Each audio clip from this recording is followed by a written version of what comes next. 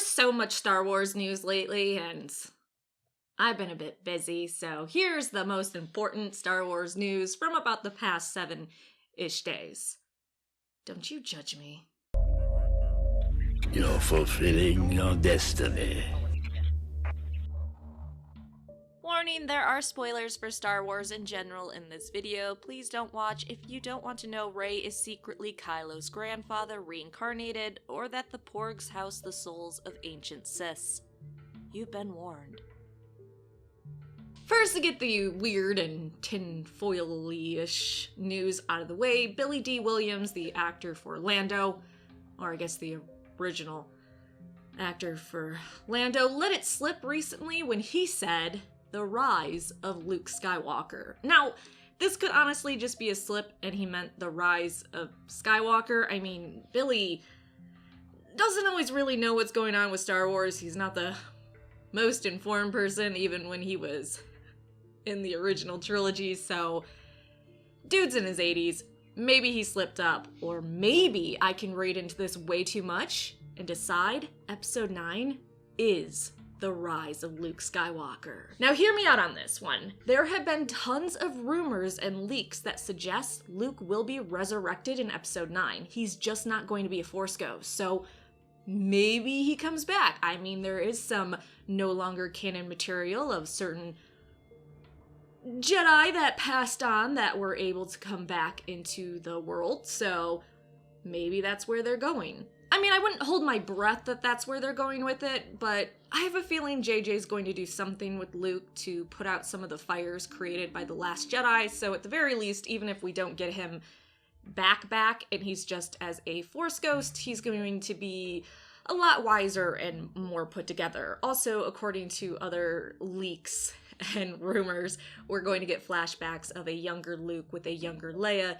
training her in the Force. I don't know. I know that's a whole lot of tinfoil, but I just have a feeling that even if it was a slip up on his part and Billy doesn't know that it's focused a lot on the rise of specifically Luke is still going to be pretty important to Episode 9. That could just be wishful thinking though. Probably.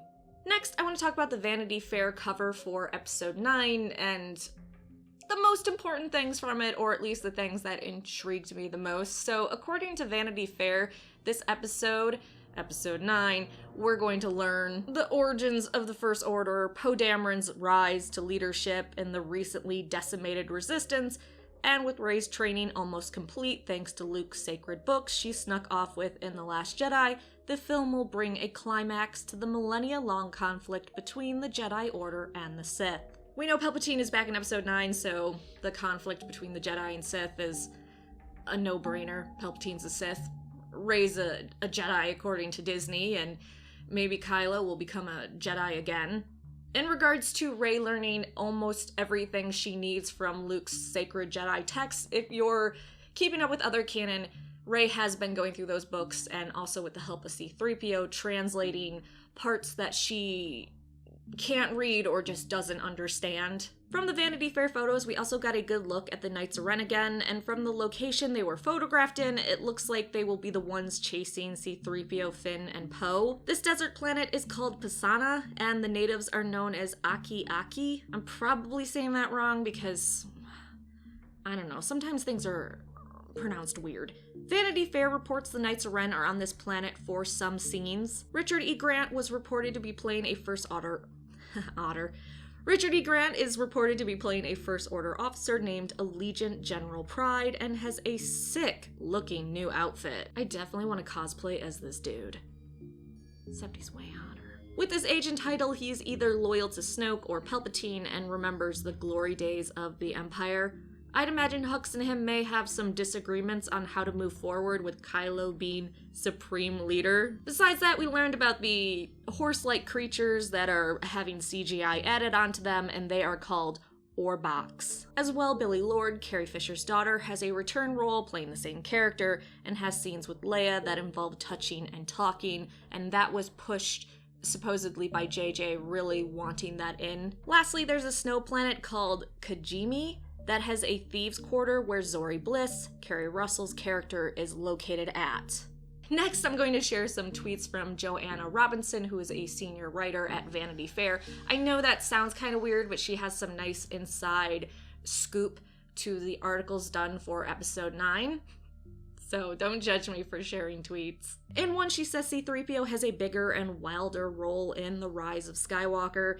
That really isn't surprise news, as Anthony Daniels said this months ago. She also tweeted a quote by Oscar Isaac.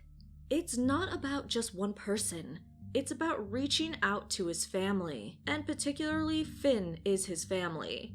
I've personally always wanted more Finn-Poe bromance, so I'm hyped. Those two have crazy chemistry. Well, Oscar has crazy chemistry with everyone, I think. She also tweeted the cover photo for episode 9 and said that it has a secret meaning, which to me just looks like Kylo has the sun setting behind him and Rey the sun rising behind her, and they are meeting in the middle, a balance of the Force, but I'm also just way too hopeful.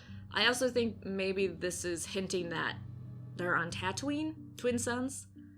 I don't know. Oh, and Vanity Fair also shared that the choices Rian Johnson made on The Last Jedi emboldened JJ to make choices that he would have never made otherwise. I don't know how to take that. Lastly, I just want to briefly talk about some movie news that isn't episode 9, so by now, you know that we're not getting another Star Wars movie after episode 9 until December 2022, and it's going to be helmed by David Benioff and D.B. Weiss. From there, we can expect a Star Wars movie every other year. If you think that's too long to wait, they have so many live-action Star Wars TV shows and animated series that you can be held over in the meantime. According to other rumors, Rian Johnson's trilogy might be set during the same time as D&D's trilogy, and if you want to be one of those people saying Rian will never get his trilogy, Rian, Lucasfilm, Disney, Kathleen Kennedy have all recently been saying, nope, he still has it. If they were going to take it away, they would have done it by now. We need to accept and move on. However, production for D&D's Star Wars film supposedly begins this fall. Interestingly, there is now more concrete proof that we may be getting one movie or a trilogy based off of Star Wars: The Knights of the Old Republic. It's supposedly being written by Leda Colagrates. Probably butchered your name, I'm so sorry. And this would actually fall in line with Kathleen Kennedy a few months ago saying that Lucasfilm is currently developing something to look at for the Knights of the Old Republic, but currently didn't know how that would pan out.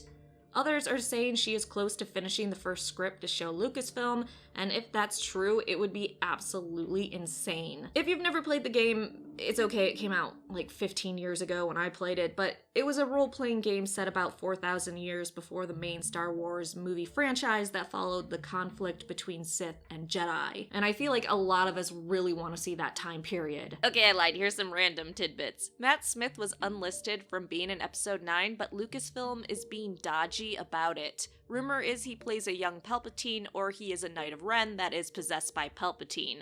Explanation on that will occur when I put out a theory video on that, so hopefully I get that out soon. I've had it for like 2 weeks now. One of the Knights of Ren from the Vanity Fair photo shoot is wielding a weapon that we saw in Solo, so I'm kind of excited about that. We know that their weapons, or a lot of them, were based off of our own medieval weapons. Of course, they have futuristic and Star Wars weapons as well. The Vanity Fair article that said Kylo kills the Knights of Ren was an error, and they didn't mean to put that in there, which means someone either really messed up or it actually happens, and Lucasfilm is now pissed. I kind of hope Palpatine does possess one of the Knights of Ren, and it becomes the Knights of Ren versus Kylo and Rey, but I don't know, I guess we sort of did something similar to that last episode, didn't we? C-3PO has a phrase he says in episode 9, common emblem, and he does something in episode 9 that will absolutely shock us. Nothing you do would shock me, C-3PO. You're the true hero of this entire saga. Also, they're throwing out there again that Kylo wasn't a reliable source for confirming Rey's parents were nobodies, so they're starting that up again. Okay, so that's the most important-ish Star Wars news from about the past 7 days. I'll try to do these more frequently, but no promises. Thanks so much for watching. Please like the video and subscribe for more Star Wars videos.